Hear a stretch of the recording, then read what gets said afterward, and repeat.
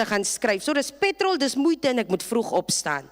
En ek sê daai oggend vir die Here, toe ek die tweede keer loop skryf, as ek hierdie toets vandag dryp, dan is dit U wat wil hê, ek moet nie mense in die eg verbind nie. Dat trou ek nooit mense nie. Julle, ek vat 3 penne saam. Hulle vra een wet, ek skryf 8 neer. Een van dit moet reg wees. Julle, ek het so geskryf op daai papier, daar was nie meer plek op daai papier nie. So na 3 weke bel daar het tannie vir my uit Pretoria het en sê, "Ai, dominee, baie geluk, jy het geslaag. Julle kan maar vir my hande klap, baie dankie." So slaag ek die toets en hier begin toe ek trou is. Nou in verlede jaar kry ek toe 'n baie spesiale troue. Nou, baie mense bespreek my vertroues van ver af, so ek ontmoet eers die paartjie die dag van die troue, en dan sal ek reël met my kollegas om die voorhuwelikse berading te doen. So kom ek nou Kaap toe, om die paartjie te trou. Nou, vir julle wat hulle trouregister gesien het, julle, dit is 'n verskriklike vorm wat jy moet invul, hoor. Dit is nie van gou invul en gou teken nie, dis van jy moet mooi sit, en om netjies invul, so ek sal dit altyd voor die tyd doen. En hier begin vul ek hierdie register in, en ek vul eers die dame se goed in, en ek sien, sy's 1995 gebore, so sy's 30, sy's my ouderdom, ja, ek weet, ek lyk 18, maar sy's my ouderdom, 1995, en ek kom toe by die man se goed, en ek vul so in, en toe ek die datum so skryf toe, gee ek so 'n tweede kyk, en ek sien, ek skryf dit nou 1965 in, en ek sê vir myself, we listen and we don't judge. Die oordeel kom my nie toe nie. Die hart wil hê wat die hart wil hê. Liefde vra regtig waar nie. So vul ek in en ek dink, "Sjoe, wat gaan ek vir die koppel sê die dag van die troue? Vir die vrou hou vas. Vir die oom hou uit my oom. Verstaan, wat sê ek vir hulle?" So kom die dag van die troue, julle, ek staan daarvoor. Dit was hulle, die mense trou mos op verskriklike mooi wynplase hier in die Kaap. Ek staan daar op 'n wynplaas en ek staan voor in die chapel wat hulle daar het, en hier kom die manne nou in en ek hou hierdie bruidegom so dop en ek sê vir myself, hierdie man is nie 1965 gebore nie. En ek dink, met wie laat trou ek die vrou? Kyk hier, hulle kom toe, die manne staan nou daar en ek gaan so na die bruidegom toe en ek vra, "Itse, wat se jaar is jy gebore?" En hy kyk my so en hy sê, 1995 dominee. Ek sê, my broer, hier's fout. Hier's groot fout. En ek vat hom so na die tafel toe waar die register is. En ek vra vir hom, my broer, wie so goed het ek hier ingeskryf, wat ek jou verloofde gaan mee trou? En hy kyk so en hy kyk vir my en hy begin lag en ek vra, hoe sit nou? Toe sê hy vir my, dominee, jy het amper my verloofde met haar pa laat trou, daai Saterdagoggend. Kyk er julle, en ek dink vir myself in, as ek by binnelandse sake kom in Vredendal en hulle sit die goed in en ek druk my vinger daarop vir die vingerafdruk, hulle vra, dominee, waarmee is jy besig? Want een van die wette is, pa en dogter mag nie trou nie. Die wonderlike ding, en hoekom ek hou van die storie deel, behalwe dat ek lag my klaar, ek het dit by die troue vir hulle self ook vertel, wat ek amper gedoen het, en die oom het so gegigel, hy was bloedrooi gewees. Die wonderlike ding van 'n register, 'n papier, en ook die lewe wat ons vandag leef, en die groot God wat ons aanbid, ek kon ombly, 'n lyn deurtrek, en ek kon oorbegin, en die register weer invul, want ons dien 'n God van tweede kanse, 'n God wat al maak jy 'n fout, ruk hy jou nie uit en sê, kan jou nie meer gebruik nie. Hy vat en hy begin weer nuut met jou.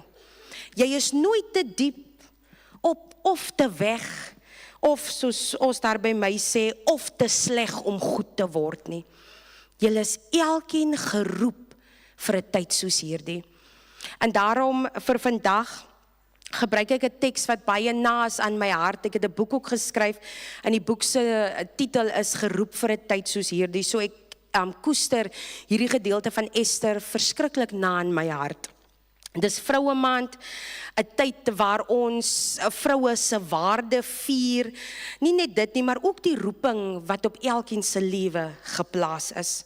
Ons kyk na ma's, susters, dogters, oumas, tannies, nie net as vrouens nie, maar as draers van God se beeld. Elke vrou hier dra storie, soms is dit vol vreugde, soms is dit vol trane, maar altyd met die hand van God oor julle lewe gewief. Vandag wil ek vir julle elkeen sê, as jy dit nou nog nie gehoor het nie, en jy moet dit vandag hoor, want ek moet dit ten minste so 1 keer 'n week hoor. Jy is nie per toeval nie. Jy is nie maar net 'n nommer nie. Jy is op die regte plek, op die regte tyd, met 'n doel op hierdie aarde geplaas. Nou die boek van Ester, ons gaan so 'n bietjie in dit in, speel af in die Persiese ryk so 480 jaar voor Christus, en die koning daar regeer oor 127 provinsies, van Indië tot Ethiopië. En Ester was 'n Joodse meisie, sy was 'n weeskind gewees, sy was grootgemaak deur haar neef Mordegai, en sy was nie van 'n koninklike afkoms gewees nie. Sy het nie politieke mag gehad nie, sy was net 'n doodgewone meisie.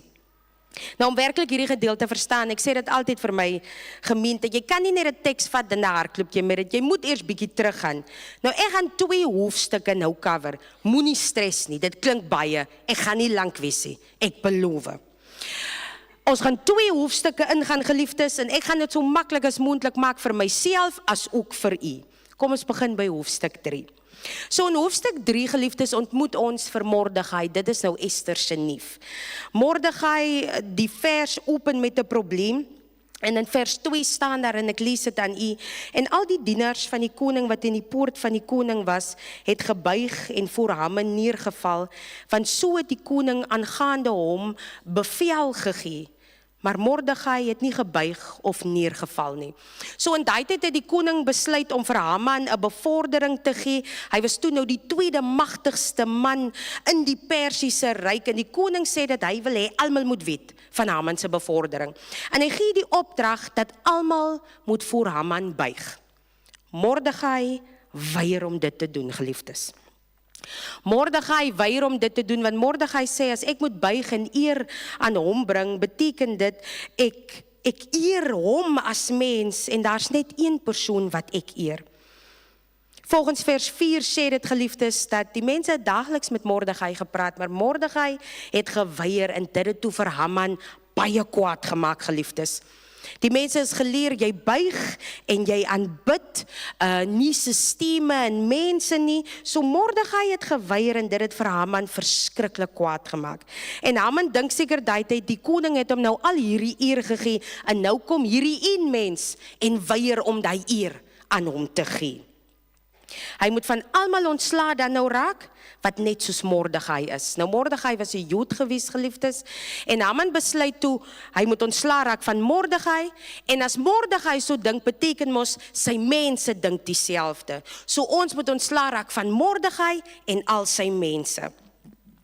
En dit is wat Haman toe doen. Hy vat toe hierdie idee na die koning toe, en hy sê vir die koning, hier is mense wat nie na jou opdragte luister nie. Ons moet iets aan hulle doen, en so begin die proses, geliefdes, om al die Jode dood te maak, omdat Mordegai nie wou buig voor Haman nie. Nou voor ek aangaan, wil ek net gou ietsie uitwys. Dit is net so 'n stukkie inligting on the side. So Haman was 'n Hagagiet gewees. Geliefdes, lees is nie my sterkpunt. So as ek hierdie name verkeerd uitspreek, it is what it is. Ek kan in die Bybel gaan lees om dit reg te lees, regtig waar. So Haman was 'n Hagagiet gewees, geliefdes. Dit kan dalk nie vir u iets beteken nie, maar dit is baie belangrik. So Haman is 'n afstammeling hiervan. En ons lees van hierdie stam in 1 Samuel 15 vers 1 tot 23. En ons lees dat hierdie stam is die hoof van die Amalekiete, en die Amalekiete het daai jare probeer om die Jode ook uit te wis, toe Samuel nog koning was. Julle is saam met my, né? Beautiful. God sê vir Samuel, raak ontslaaf van alle Amalekiete, maak hulle almal dood, wis hulle almal uit. En wat Samuel toe besluit om te doen, ek gaan van hulle vernietig en doodmaak, maar nie almal nie, en hy besluit toe om die lewe te spaar van die koning van die Amalekiete, dit is koning Agag. Samuel dink hy's te slim, en hy besluit om nie die koning dood te maak nie. Want hy dink in die tyd, ons kan mos van hulle gebruik. So hy was ongehoorsaam teenoor die Here. Agag het toe langer gelewe, So sy legacy was toegelaat om voort te bestaan. So nou is ons in Ester, geliefdes, van 'n vrug van 'n wortel wat eintlik al baie vroeër uit die grond uit gehaal moes wees het. Sommige van ons weet wat dit is, geliefdes, om met 'n probleem te sit wat jy weet jy al lankal moes gehandel het. Of ons wens ons daai tyd mee gedeel het, maar nou sit ons met dit vandag. Maar omdat ons dit nie hanteer het toe dit wortel geskiet het nie, nou sit ons met vrugte wat nie ophou groei in ons lewe, en dis vrotvrugte, geliefdes. En 'n ding van 'n vrotvrug is, hy steek ander ook aan. Het julle al gesien 'n vrotappel langs 'n gesonde appel? Hy maak 'n gesonde appel bitterlik gou vrot. So oor die vrotvrug, Haman, is nie net Mordegai se lewe in gevaar nie, maar ook 'n hele Joodse nasie. So nou gaan die Jode vernietig word, en in vers 12 word die woord uitgestuur, almal moet doodgemaak word. Die briewe word gestuur na al 13 leiers in die provinsies, maak alle Jode dood, jonk, oud, vroue, mans, kinders, babas, en hier in hoofstuk 4, hier is nou in ons skrifgedeelte, sien julle, ek beweeg gou, kry ons vir Ester. Ester is getroud met die koning, en soos ek gesê het, Ester en Mordegai is niggie en neef. Ester vind haar neef, geliefdes, daar buite waar sy woon, en sy weet eintlik nie wat aangaan. Ester besef nie eintlik wat aangaan nie. Sy besef nie haar mense se lewens is in gevaar nie. En Ester weet nie wat die bevel gesê het nie. Sy sien vir Mordegai het rouklere aan, en sy stuur toe haar helper Hatak om hom uit te gaan help, en Mordegai vertel toe haar helper alles. En Mordegai sê vir Hatak, vat die eed na Ester, en sê vir Ester om na die koning te gaan, en sê hom wie jy is. Nou in die begin, geliefdes, as u in u eie tyd gaan deurgaan, het Mordegai vir Ester gesê, toe sy nou gaan om die koning te ontmoet, om sy vrou te word, toe sê Mordegai vir Ester, jy moenie die mense sê wie jy is nie. Moenie sê jy's 'n Jood nie. Maar nou sê hy haar, om te wys wie jy is. Hy sê eintlik vir haar, geliefdes, meisie, jy's nie net hier want jy's mooi nie, en Ester was 'n baie mooi vrou. Jy's hier want God het geweet waar hy jou wil gebruik. Want hy het geweet, hierdie tyd sal kom, en daar is 'n rede hoekom jy in daai posisie is op hierdie oomblik. God sien jou met waar jy is, met wat jy doen, en met wie jy is, sodat jy 'n seën vir ander kan wees. Ek is vas oortuig, geliefdes, 'n siening is net 'n siening wanneer dit deur jou na ander kan vloei. En hier vra Mordegai vir Ester om na die koning te gaan, om die siening wat sy het, deur haar te laat vloei na haar mense toe, na God se mense. So Mordegai vra eintlik vir haar, en ons moet nou mooi dink, om alles wat sy het, haar grand lewe, haar ekonomiese stabiliteit, haar beautiful huis. Hy vra vir Ester om dit alles op te offer. Julle sien, geliefdes, Ester was nie 'n gewone Jood nie. She made it out. As ons mooi daaroor dink. Sy's 'n suksesvolle Jood daai tyd. Sy was soos hulle, maar sy's nou net hoër. Sy's 'n Jood, maar sy lewe nou 'n ander tipe lewe. Maar sy weet hoe hulle voel. Want sy het altyd saam met hulle gewoon, maar haar situasie is nou anders. En sy huiwer bietjie, want as sy na haar man gaan en die koning aanvaar nie dit wat sy sê nie, gaan sy doodgemaak word, en sy's nie bereid om dit alles op te offer nie. Geliefdes, wat Ester hier doen, is wat so baie van ons doen. Ons mis die doel van ons sieninge, want ons sien net hoe ons enige iets ons aanpak in hierdie lewe, alleenlik ons negatief gaan beïnvloed. Wat Ester vergiet, en wat ons so baie vergiet, is dat sy deur die genade van die Here is, waar sy is. Deur die genade van die Here het sy wat sy het. Sy het nie daar gekom omdat sy mooi en oulik was nie, dit het daar seker bietjie gehelp, maar die Here het haar gekies, want die Here het geweet wat hy van haar sou vra. Hy het geweet wat haar doel op aarde is. En dit is so maklik vir ons om te vergeet waarvandaan ons kom, geliefdes, en wie die mense is wat ons gehelp het om te kom waar ons vandag is. Wanneer 'n mens, en ek sien dit in besonder in ons klein gemeenskappe, wanneer mense ander tipe lewens begin lief, hierdie tipe huise bly en hierdie tipe karre ry, dan is dit maklik om te vergeet dat as dit nie vir die genade van die Here was, dan sal ons nie in die posisie wees waar ons vandag is.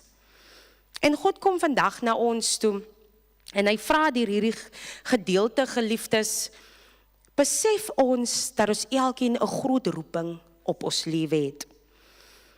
Besef u elkeen wat so groot roeping God op u elkeen se lewe geplaas het. Nie net op die dominee of die worship team of die kerkraad of die skriba of die kassier nie. Baie keer dink ons dat jy net geroep word om in die kerk te werk.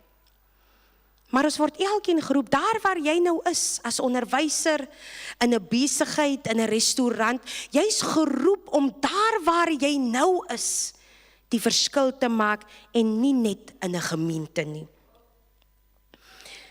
Baie keer glo ons, geliefdes, dat ons nie gekies word. Maar dan ook, dink baie keer van ons, geliefdes, dat as ons hand opsteek, wat is dan die dinge wat ek gaan verloor? Soos Esther. Is ons bereid om in ongerief in te gaan? Baie keer stop ons by 'n sekere punt in ons roeping, want ons weier om onsself in ongerief te plaas. En hoe klink dit in vandag se tyd? Ja, ek kan bid vir God, maar jy kan nie dit van my verwag nie, man, jy sit my in groot ongerief. Ja, ek sal kerk toe gaan, maar is koud, dit reën hier buite. Ja, dominee, ek sal kerk toe kom, maar dis so vroeg, ek kan net Sondag laat slaap. Dis al dag van die week wat ek kan laat slaap. U weet wat is die verskoningsgeliefdes wat u al gebruik het. Ek kan self in 'n paar verskonings dink wat ek ook al gebruik het. Maar dan kom ons by tekste soos vandag, waar God ons opnuut oproep en herinner dat ons elkeen geroep is. Dat ons elkeen, ongeag wie ons is, 'n kind van die Here is en ons behoort elkeen aan die Here. En al wat hy van ons verwag, is om hom met alles in ons te aanbid. Dit maak nie saak hoeveel ongerief ons verduur, maak nie saak al verloor ek alles, maak nie saak al sterf ek ook soos Jesus Christus aan die kruis, solank my doel op aarde bereik is, waarvoor God my geroep het. God plaas Esther in die paleis, nie net vir haar eie gemak nie, maar om sy volk te red. Mordegai moes Esther herinner aan haar roeping, en hy sê vir haar, wie weet of jy nie juis vir 'n tyd soos die in hierdie posisie geplaas is. Wie julle geliefdes, ons lief in 'n wêreld vol onreg, onsekerheid en vol gebroke mense. Dalk voel jy soms soos Esther aan die begin, onseker, bang, wie is ek nou om 'n verskil te maak? Maar as daar een ding is wat ek julle vandag kan leer, want ek is 'n getuie daarvan, God gebruik nie net die slimste en die sterkste nie, hy gebruik die wat beskikbaar is vir sy koninkryk. As u alles vergeet, dit is 'n dominee ding om te sê, as u alles vergeet wat ek gesê het, onthou hierdie 3 goed, en ek gaan afsluit met dit. God se tyd is perfek. Dalk dink jy vanoggend, dis te laat, jy's te jonk, jy's te oud, maar God se plan het nie 'n vervaldatum nie. Jou hele reis, selfs jou pyn, was voorbereiding vir waar jy nou is. Die tweede ding, moed is nie die afwesigheid van vrees nie. Dit is om reg te doen, al is jy bang. Esther het geweet sy kan doodgemaak word as sy die koning nader sonder 'n uitnodiging. Maar sy het gesê, as ek omkom, dan kom ek om. Soms vra God van jou om op te staan vir jou kinders, jou gesin, jou geloof, selfs wanneer dit jou iets gaan kos. En die derde ding, jou posisie is jou sending. Jy hoef nie in 'n paleis te wees, my broers en susters, om deur God gebruik te word nie. Jou huis, jou werk, jou dorp, dit is jou paleis, geliefdes. As ek nog een keer moet hoor mense moet sê, "Toe moet nie wag, ek moet eers hier wees voor ek kan kerkraad toe kom." Geliefdes, dan gaan ek my oë so diep rol, hy gaan vassit in my kop. Elkeen van julle is geroep vir 'n tyd soos hierdie. En jy het nie die slimste nodig of die sterkste of 'n paleis om jou werk op aarde te doen nie. As ma wat jou kinders leer bid, is jy 'n Ester. As 'n vrou wat jou kollegas bemoedig, is jy 'n Ester. As ouma wat hulle kleinkinders leer van liewe Jesus, is jy 'n Ester. Die wêreld het vroue nodig wat hulle kroon regop dra, nie net as 'n simbool van trots nie, maar as 'n teken van roeping. Jou kroon is jou identiteit in Christus en niemand kan dit van jou afneem nie. Geliefdes, ons is nie per toeval hier nie. Vroue, u is geroep en gesalf en gestuur vir 'n tyd soos hierdie. En die mens kan alles van jou afvat. Hulle kan jou naam beswadder. Hulle kan dink van jou wat hulle wil. Maar niemand kan die siening wat die Here oor julle lewe gesit het, kan geen mens van jou afvat nie. Vandag, geliefdes, wil ek hê, u moet die moed hê, soos wat Ester gehad het. Maria se gehoorsaamheid en Deborah se geloof. En as jy ooit gewonder het of jou lewe 'n verskil maak, onthou, God gebruik gewone mense om buitengewone verhale te skryf. Dra jou kroon, vrou van God, staan op en spreek lewe en lief jou roeping, want jy is hier, juis vir 'n tyd soos die. Amen. Kom ons bid saam. Here ons God, vandag het u ons herinner dat ons nie toevallig hier is nie, maar dat ons geplaas is vir 'n tyd soos die. Dankie dat u elke persoon hier oproep, en besonder ons vroue om hulle kroon op te sit en haar plek in te neem as u dogter en instrument van hoop. Help ons om soos Ester te leef, vol geloof, vol moed en bereid om u plan te volg, selfs wanneer dit ons iets kos. Here, seën ons huise, ons gesinne en ons gemeenskap, sodat u lig deur ons sal skyn.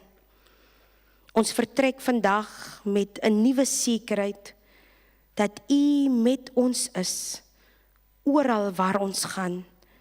In die naam van Jesus Christus bid ons dit. Amen.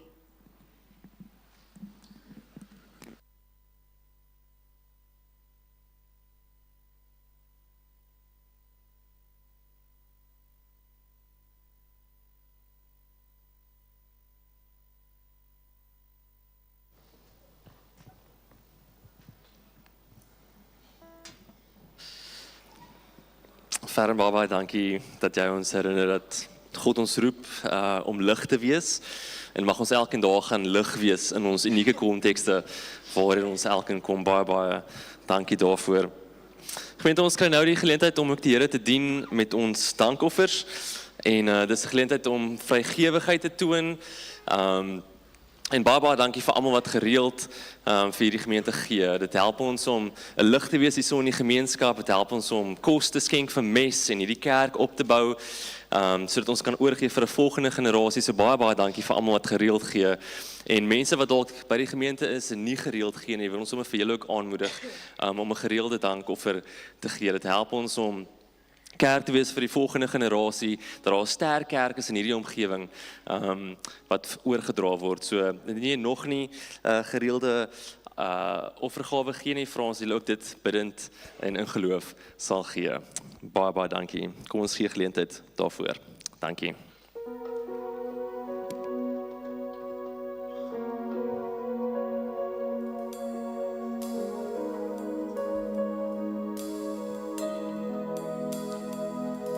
Kom woon hier in my lofsang, ek wil eerbied aan U toon. My lewe is 'n offer, ek gee alles oor.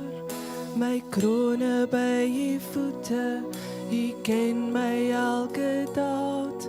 My siel voor U ontbloot, U sien alles raak nader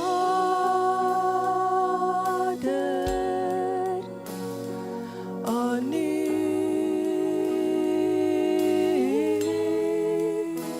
Ek wil steeds nader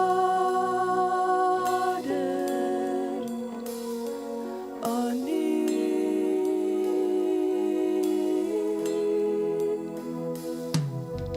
Heilig is U wese, tog ken U my by die naam.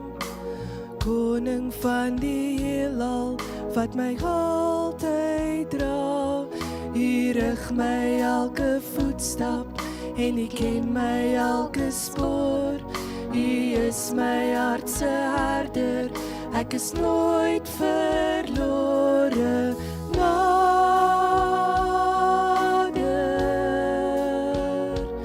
aan U.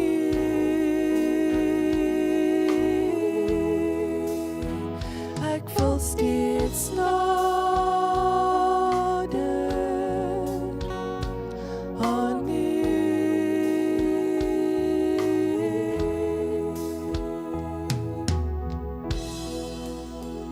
U omsingel my, by U kan ek skuil. En U skadu bly, en U nooi my uit in U volheid. En hier wil ek bly, altyd nader aan U.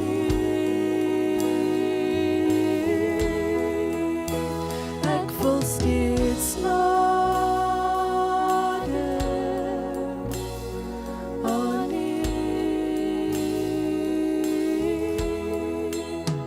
Ons wil weer nader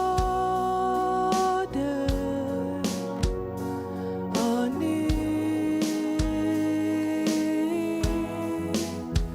Ons kom weer nader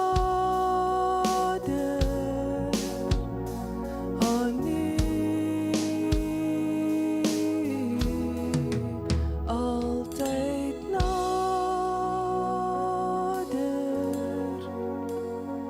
aan U.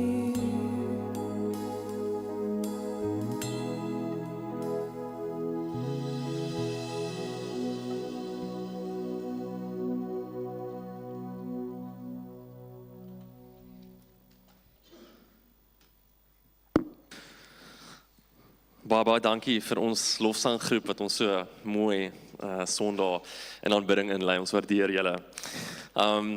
Gemeente, ek deel met ons 'n bietjie familienuus, maar net voor ek daarby kom, verder ek het so gelag toe jy praat van binnelandse sake, want ek het ook 'n toets geskryf, en toe ek hom so ingee, die week daarna toe brand binnelandse sake af by Bellville, en wragtig is daar ook 'n tannie wat 6 maande later vir my bel, geluk meneer, jy het dit gekry. So, genade is groot. Gemeente, baie dankie vir almal wat deel was van ons projek, Vroumaand projek om sanitêre produkte te gee.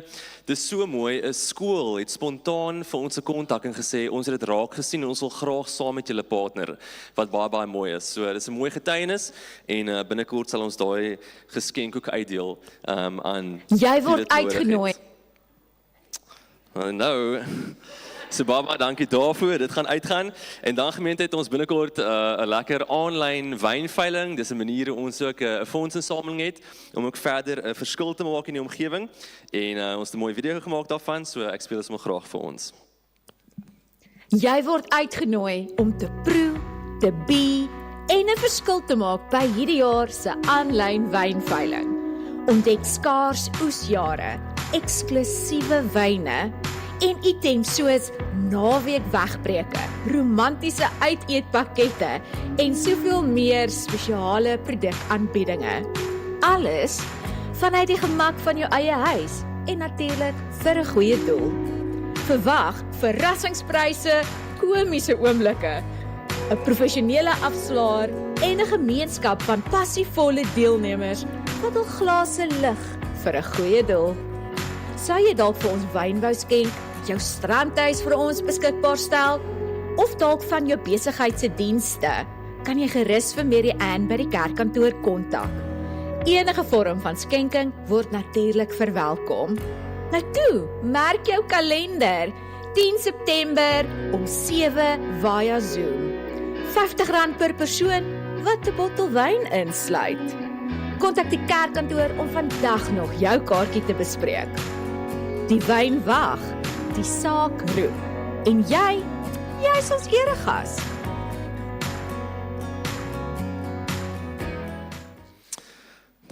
So daar's 'n lekker wynveiling gemeente wat 'n kreatiewe manier is om verdere seën te wees vir die omgewing en soos Tanya gesê het, dit is vir 'n goeie doel. So stuur vir die kerk 'n WhatsApp as jy graag daarmee wil deelneem. By die huis, dis baie lekker deur Zoom en ook as jy iets wil skenk, is jy meer as welkom.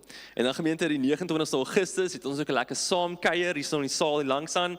Lekker wat ons saam eet, saam kuier, saam gemeenskap is wat lekker kuier. So daarso is dit 29 Augustus, R50 per persoon, dan kuier ons lekker in die saal daar langs aan. Merk dit ook sommer, dis lekker kos. Ons het laas baie lekker geëet. So dit was 'n lekker geleentheid. Daar's hy.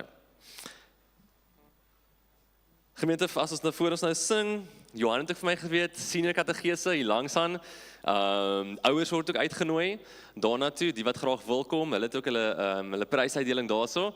So dit gaan ook lekker wees. Ouers, julle is ook meer as welkom om saam met julle tieners soontoe te gaan. Daar's hy. En dis ons afkondigings. Ferren, dankie vir jou wat vanoggend vir ons die woord gebring het. Ferren het ook 'n geleentheid binnekort. My vrou het vir my laat weet en vir my 'n boodskap gestuur.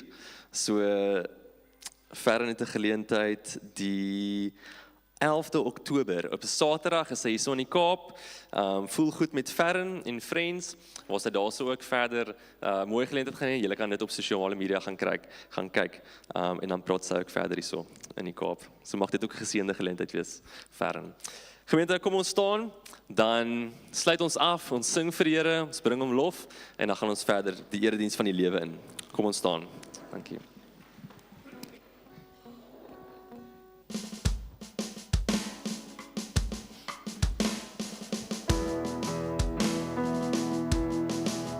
We can feel the earth trembling as the enemy is shaking. There's an army taking ground with heaven's sound. How the atmosphere is shifting as the heaviness is lifting. Holy Ghost are going out. It's a saintly shout. It's time to join our hands. It's time to make a stand. Let every tribe and tongue unite and be as one.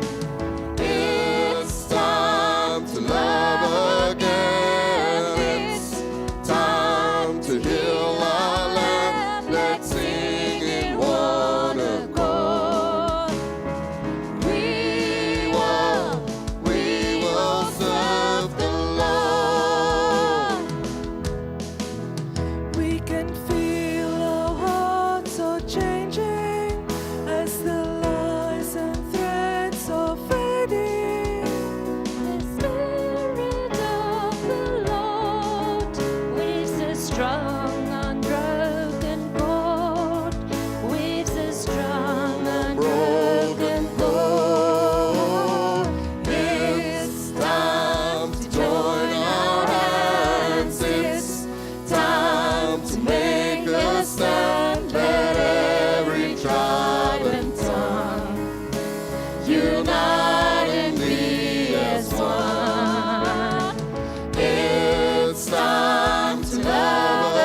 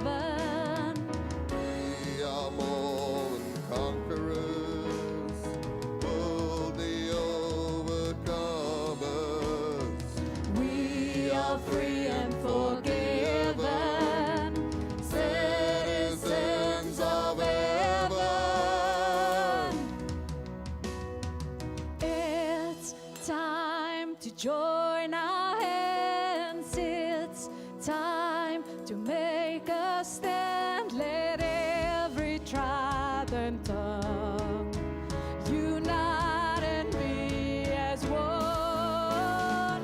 It's time to love again. It's time to heal our land. Let's sing in one accord. We will serve the Lord. We will serve the Lord. We will serve the Lord.